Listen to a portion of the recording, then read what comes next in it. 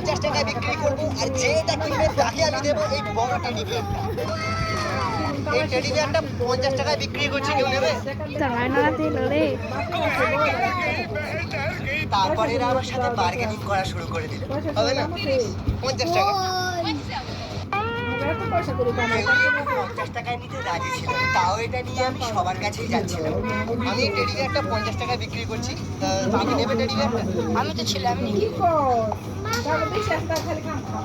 আরো কিছুক্ষণ এটা নিয়ে হাঁটার পর দুজন 50 টাকা একটু দাম। এক সেকেন্ড দেখি, যেটা আমি বিক্রি করছিলাম ওটা এটা নয়, একটা অন্য টেডি বিয়ার আছে।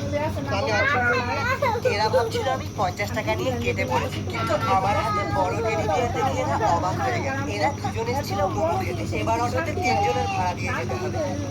এই টেডি বিয়ারটা আমি 50 টাকা